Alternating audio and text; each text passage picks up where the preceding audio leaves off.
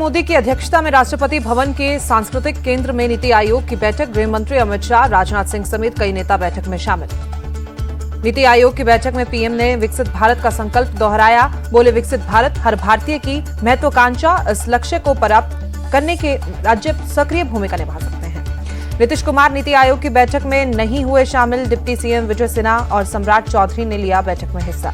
नीति आयोग की बैठक बीच छोड़कर निकली ममता, सरकार पर लगाया बंगाल में भेदभाव का आरोप। ममता ने कहा, बैठक में मुझे बोलने नहीं दिया गया, फंड मांगने पर मेरा माइक बंद कर दिया गया, ये पूरे विपक्ष का अपमान। सीएम ममता ने कहा, मुझे 5 मिनट से ज्यादा बोलने नहीं दिया, दूसरे लोग 20 मिनट तक बोले, मुझे 5 मिनट पर ही रोका।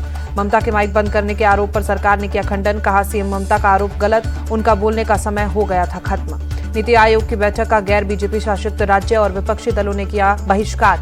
रेवंत रेड्डी, सिद्धारमैया, भगवंत मान और स्टालिन सहित कई नेता बैठक में शामिल नहीं। नीति आयोग की बैठक में शामिल नहीं होने पर बोले तमिलनाडु सीएम स्टालिन, इंडी गठबंधन को वोट देने वाले से बदला लेने की भावना केंद्र ने बजट बनाया है, लगातार तमिलनाडु की अनदेखी की जा रही है। नीति आयोग में विपक्ष के बहिष्कार पर बोले बीजेपी नेता सीआर केसवन, विपक्ष का व्यवहार अलोकतांत्रिक, विपक्ष व्यवधान और विभाजन की टकरावपूर्ण और नकारात्मक राजनीति खेल रहा है, ये दुर्भाग्यपूर्ण है। केंद्रीय मंत्री सतीश चंद्र दुबे बोले, मोदी सरकार ने किसी भी राज्य के साथ सौतेला व्यवहार नहीं किया, जिसका जितना हक है उसे उतना मिलेगा। बीजेपी नेता मुख्तार अब्बास नकवी ने विपक्ष पर निशाना साधा। बोले, कांग्रेस और इंडी गठबंधन बायकॉट करने में माहिर, बहिष्कार उनके लोगों के विकास और प्रगति में बाधा उत्पन्न करेगी। महाराष्ट्र विधानसभा चुनाव से पहले अजीत पवार को लग सकता है बड़ा झटका, शरद पवार गुट में शामिल हो सकते हैं बाबा जानी दुर्रानी। उद्धव ठाकरे का आज जन्मदिन, बधाई देने के लिए बड़ी संख्या में मातोश्री पहुंचे कार्यकर्ता। उद्धव ने भी कार्यकर्ताओं से मुलाकात की। उद्धव के जन्मदिन पर शिवसेना यूबीटी के शक्ति प्रदर्शन, मातोश्री के बाहर कार्यकर्ताओं ने लगाए उद्धव ठाकरे भावी मुख्यमंत्री के पोस्टर। उद्धव ठाकरे को लेकर बोले राउत, महाराष्ट्र के लोगों की भावना है कि उद्धव फिर सीएम बने। जनता चाहती है कि इस राज्य के नेतृत्व की कमान उद्धव ठाकरे के हाथ में हो।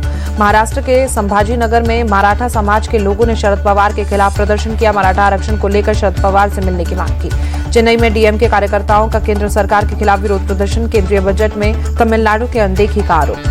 रामनगर जिले का नाम बदलकर बेंगलुरु दक्षिण किए जाने पर बोले कर्नाटक के deputy CM DK Shivakumar. कहा, यह बेंगलुरु जिला है, हम अपना नाम अपनी पहचान क्यों खोएं, हमें अपने हक की रक्षा करने का अधिकार है। कर्नाटक कैबिनेट के रामनगर जिले का नाम बदलने पर बोले श्री राम मंदिर के मुख्य पुजारी आचार्य सत्येंद्र दास। कहा, योगी सनातन राम की परंपरा के अनुसार नाम बदलते हैं, लेकिन कर्नाटक सरकार को राम नाम अच्छा नहीं लगता। आप सांसद संजय सिंह ने बीजेपी को बताया दलित विरोधी पार्टी। बोले, बीजेपी दलित, आदिवासी और अल्पसंख्यकों के खिलाफ है। अग्निपथ स्कीम को लेकर बोले समाजवादी पार्टी के अध्यक्ष अखिलेश यादव। कहा, सरकार में आते ही अग्निपथ स्कीम को खत्म करेंगे। टीडीपी पार्टी के 25वें स्थापना दिवस पर श्रीनगर में कार्यक्रम, महबूबा मुफ्ती भी कार्यक्रम में शामिल हुई, कार्यकर्ताओं को संबोधित किया। राजस्थान हाईकोर्ट की 75वीं वर्षगांठ पर जोधपुर में कार्यक्रम, लोकसभा अध्यक्ष ओम बिरला शामिल हुए। बोले, जहां न्याय व्यवस्था उचित होगी वहां देश सफलता की तरफ बढ़ता रहेगा। दिल्ली में उपराष्ट्रपति जगदीप धनखड़ और उपराज्यपाल वीके सक्सेना ने पौधारोपण किया। पीएम के एक पेड़ मां के नाम अभियान के तहत पेड़ लगाया गया। पूर्व राष्ट्रपति डॉक्टर एपीजे अब्दुल कलाम की पुण्यतिथि आज। दिल्ली बीजेपी प्रदेश अध्यक्ष वीरेंद्र सचदेवा ने श्रद्धांजलि दी। भुवनेश्वर में सीएम मोहन चरण मांझी बोयानिका आउटलेट का उद्घाटन किया। दोनों डिप्टी सीएम भी मौजूद रहे। दिल्ली सरकार में मंत्री आतिश ने कालकाजी में सरकारी स्कूलों का दौरा किया। बोली, केजरीवाल की सरकार हर बच्चे को अच्छी शिक्षा देने के लिए प्रतिबद्ध है। जम्मू कश्मीर के मछल सेक्टर में आतंकी हमला, एक आतंकी ढेर सर्च अभियान के दौरान आतंकियों ने फायरिंग की। एनकाउंटर में एक जवान शहीद, मेजर रैंक के अधिकारी समेत 4 जवान घायल। इलाके में सुरक्षा बलों का सर्च अभियान जारी। उत्तराखंड के रुद्रप्रयाग में बारिश के बाद भूस्खलन, वीडियो में पार्किंग पर पहाड़ों से गिरते दिखे पत्थर, यातायात प्रभावित। उत्तराखंड के कई हिस्सों में भारी बारिश से मचा हाहाकार, कई जगहों पर सड़कें धंसी। बागेश्वर में भूस्खलन से 3 मकान रहे। उत्तरकाशी के गंगोत्री धाम में बड़ा भागीदारी थी। नदी का जलस्तर, इलाके में हुए बाढ़ जैसे हालात, घाट किनारे बने मंदिरों में घुसा पानी। उत्तराखंड के टिहरी में बारिश का कहर, बाल गंगा में उफान, लोगों के घरों में पानी घुसा। मलबे में दबने से मां बेटी की मौत। उत्तराखंड के रुद्रप्रयाग में भारी बारिश, तेज बारिश के चलते सड़क धंसी, यातायात प्रभावित। उत्तराखंड के अल्मोड़ा में भारी बारिश के बाद जल जमाव, लोगों के घरों में पानी घुसा। भारी बारिश के बाद हरिद्वार में गंगा नदी खतरे के निशान के करीब, अलर्ट मोड पर प्रशासन। छत्तीसगढ़ के बलौदा बाजार में धारचूला बांध के फटने से गणेशपुर गांव में बाढ़। एसडीआरएफ एनडीआरएफ की टीम गांव वालों को रेस्क्यू करने में जुटी। मुंबई में रुक रुक कर लगातार हो रही है बारिश। मौसम विभाग ने आज मुंबई में बारिश का येलो अलर्ट जारी किया। नवी मुंबई के शहबाज गांव में 3 मंजिला इमारत गिरी, 2 लोगों को बचाया गया, 1 का शव बरामद किया गया। सूरत में हुई भारी बारिश के बाद बाढ़ जैसे हालात, राहत बचाव में काम में जुटी एनडीआरएफ की टीम। कई इलाकों में जलभराव से बिगड़े हालात, लोगों का घर से बाहर निकलना मुश्किल। बाढ़ से घिरे लोगों के रेस्क्यू के लिए चल रहा है अभियान। गुजरात के नवसारी में बारिश से हालात बिगड़े, कई इलाकों में बाढ़ जैसे हालात, पानी में डूबी सड़कें। बाढ़ में फंसे लोगों के रेस्क्यू के लिए एनडीआरएफ ने संभाला मोर्चा। नाव के जरिए लोगों को सुरक्षित जगह पर पहुंचाया गया। गुजरात के अमरेली में किसान ने बारिश का पानी जमा करने के लिए बनाया तालाब। 30 फीट गहरा 1 एकड़ बड़े तालाब में जमे पानी का खेती में इस्तेमाल। असम में डिब्रूगढ़ में बाढ़ और कटान से कई गांवों के लोग प्रभावित, खौफ के साए में जीने को मजबूर।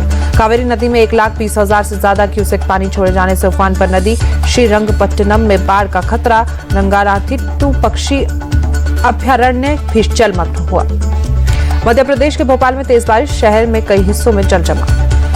हरियाणा के अंबाला में कई हिस्सों में बारिश, लोगों को गर्मी से राहत मिली। सीआरपीएफ का आज स्थापना दिवस। पीएम मोदी ने सीआरपीएफ के राष्ट्र के प्रति अटूट समर्पण और अथक सेवा की सराहना की। अग्निवीरों के लिए खुशखबरी। यूपी, एमपी, छत्तीसगढ़, राजस्थान, ओडिशा और गुजरात ने नौकरियों में किया आरक्षण का ऐलान। यूपी के सीएम योगी ने पुलिस और पैक में अग्निवीरों के लिए 10% आरक्षण का ऐलान किया। एमपी के सीएम मोहन यादव ने भी अग्निवीरों को आरक्षण का ऐलान किया।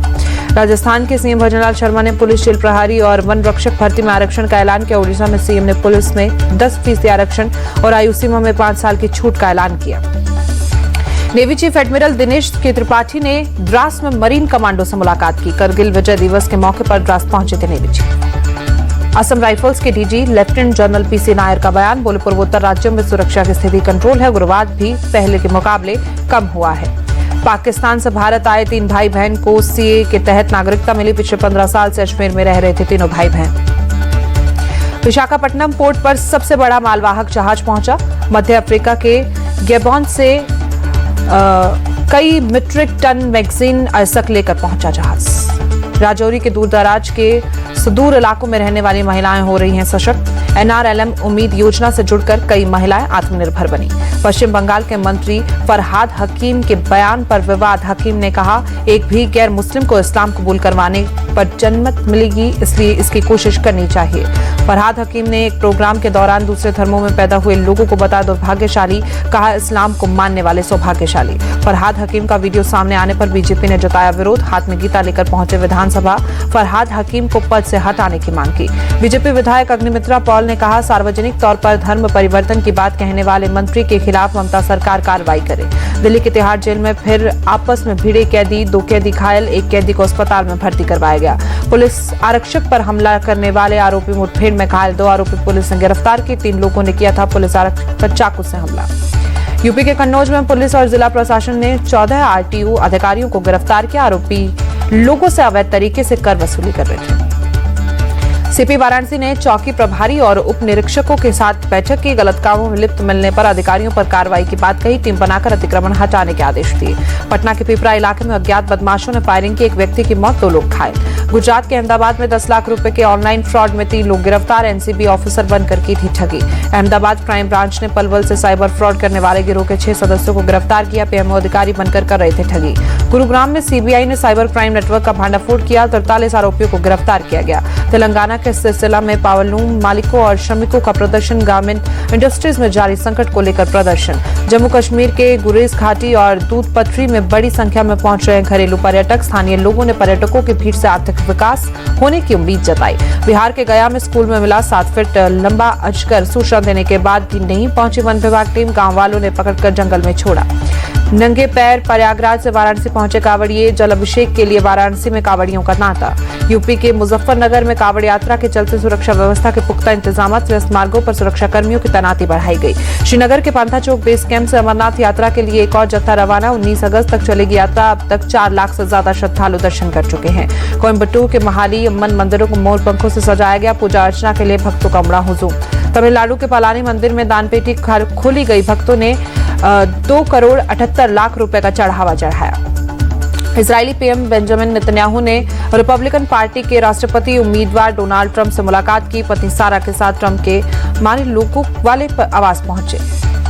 नेतन्याहू और ट्रंप के बीच गाजा में हमले पर चर्चा हुई। ट्रंप से मुलाकात के लिए नेतन्याहू ने अपने अमेरिका दौरे के कार्यक्रम में बदलाव किया। इजराइल पर एक बार फिर हमलावर हमास। उत्तरी गाजा में इजराइल में दागे गए 3 रॉकेट। इजरायली सेना के मुताबिक 3 में से 1 रॉकेट किया गया था इंटरसेप्ट। किसी के हताहत होने की खबर नहीं। गाजा के बेत हनून में इजरायली सेना ने तेज कार्रवाई की। हमास के कई ठिकानों को तबाह करने का दावा किया। इजरायली सेना ने अपने टैंक्स भी उतारे। हमास के कई फायरिंग पोजीशन और इमारतों को ब्लास्ट कर उड़ाया। अमेरिकी राष्ट्रपति का चुनाव लड़ेगी कमला हैरिस। अपनी उम्मीदवारी का ऐलान किया। ट्वीट कर लिखा, आज आधिकारिक तौर पर उम्मीदवारी फॉर्म पर हस्ताक्षर किए। कड़ी मेहनत से लड़ूंगी चुनाव। पाकिस्तान में बढ़ती महंगाई के खिलाफ सड़कों पर उतरे लोग। इस्लामाबाद में पुलिस ने जमात-ए इस्लामी पार्टी के दर्जनों प्रदर्शनकारियों को गिरफ्तार किया। पाकिस्तान में तेल और खाने के सामान की कीमतों के खिलाफ भड़का लोगों का गुस्सा। पुलिस ने जगह जगह बैरिकेडिंग कर प्रदर्शनकारियों को आगे बढ़ने से रोका।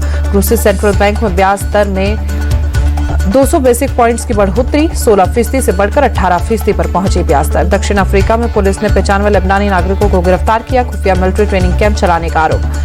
व्हाइट रिवर के एक फॉर्म में चलाया जा रहा है ट्रेनिंग कैंप। पुलिस देश के दूसरे हिस्सों में भी ट्रेनिंग कैंप की मौजूदगी की जांच में जुटी। अमेरिका में कैलिफोर्निया के जंगलों में तेजी से फैल रही है आग। फायर फाइटर्स ने भीषण आग की तस्वीरें साझा की। कैलिफोर्निया की कुयामा घाटी में करीब 1,500 एकड़ जंगल में फैली आग। फायर फाइटर्स आग को रिहायशी इलाकों तक पहुंचने से रोकने में जुटे। उत्तरी कैलिफोर्निया में एक जलती कार से जंगल में फैली आग। पुलिस ने कार मालिक को गिरफ्तार किया। महिला एशिया कप में भारत का बजा डंका। 9वीं बार फाइनल में पहुंची टीम इंडिया। 28 जुलाई को श्रीलंका से होगा फाइनल मुकाबला। सेमीफाइनल में भारत ने बांग्लादेश को 10 विकेट से हराया। स्मृति मंधाना के 55 रनों की पारी की बदौलत भारत ने जीता मैच। बांग्लादेश की टीम ने भारत को 81 रनों का दिया था टारगेट। टीम इंडिया ने बिना किसी नुकसान के 11वें ओवर में 10 विकेट से मैच जीत लिया। भारत की रेणुका सिंह ने अपनी धारदार गेंदबाजी से बांग्लादेश को बैकफुट ढकेल दिया। रेणुका ने 3 खिलाड़ियों को भेजा था पवेलियन। भारत की स्मृति मंधाना T20 में रचा इतिहास। हरमनप्रीत कौर का रिकॉर्ड तोड़ T20 में सबसे ज्यादा रन बनाने वाले खिलाड़ी बनी। एशिया कप के दूसरे सेमीफाइनल में श्रीलंका ने पाकिस्तान को 3 विकेट से हराया। 6ठी बार एशिया कप के फाइनल में पहुंची श्रीलंका। पाकिस्तान ने जीत के लिए 141 रन का दिया था लक्ष्य। श्रीलंका की टीम 7 विकेट खोकर जीत लिया मैच।